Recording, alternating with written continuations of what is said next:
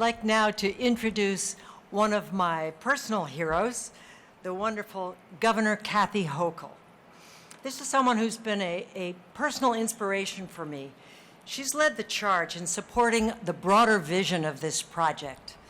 And she's given us a watershed state grant and has helped fund many of the new and welcoming public spaces that you'll see here in the project.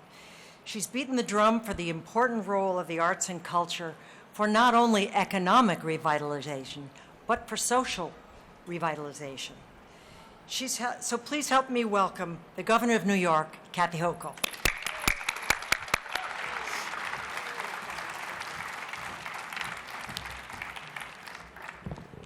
What an extraordinary day it is to be here. I am just overjoyed. I am so proud of what was accomplished here.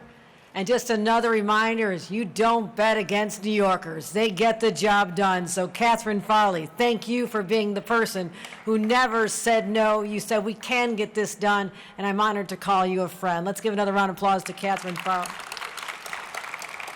I will also take note, it is really nice to have your senator actually be the majority leader in the U.S. Senate. And my position is, let's make sure he stays as our majority leader because he's always delivering for New York State. My great friend, Chuck Schumer. To our leaders, Henry Timms and Deborah Borda, and to Oscar Tang and Peter May, you think about the great history. People read or watching maybe on Netflix and other programming, the Gilded Age. The Gilded Age. People will look back at this and say, this was our age of awesome, the age when we did the impossible, when there was no challenge too great that we couldn't overcome. And people will look back and say, you are the patrons, the visionaries, the people who said, we can do this. And so I'm proud to call you my contemporaries, but you will all go down in history when people look at this building 100 and 200 years from now and say they got it done in the middle of a global pandemic. That is extraordinary, my friends. That is absolutely extraordinary. Also, the elected officials you have here. This area is so well represented with Senator Brad Hoylman and Linda Rosenthal and Gail Brewer. I mean, these are people of heart and passion who care deeply about this community, and they'll always deliver for you as well. And I'm blessed to have the dream team in economic development. Hope Knight, the leader of our team. Let's give her a round of applause. She's helping make dreams happen everywhere. I just want to point out, today's Saturday. This has been a remarkable week in the history of New York State. Let's just go back to Tuesday. Senator Schumer alluded to this.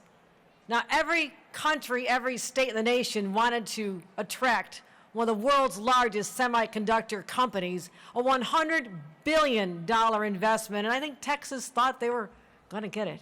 Well, guess who won it?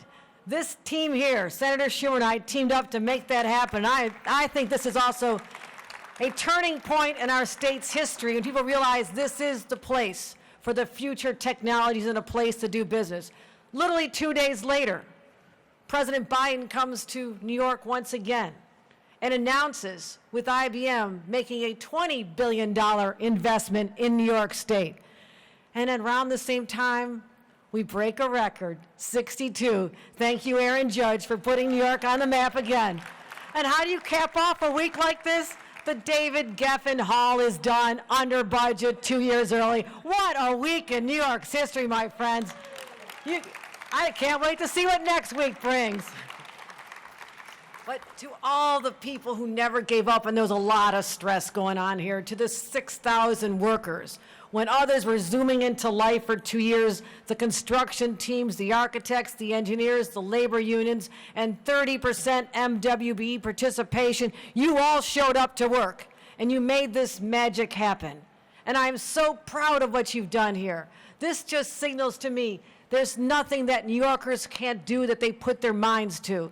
And in order to help other cultural institutions who want to emulate the audacity and the boldness of this project, and I thank David Geffen for gracing this building with his support. But I'm also saying, okay, let's keep upping the game. That's why this week I'm announcing $150 million in capital grants for arts and cultures in the state of New York, so there can be the next projects that need to get finished as well, because This is part of our identity. It is who we are. This is how we're known across the world, and we're just getting started. Thank you, everyone, and congratulations.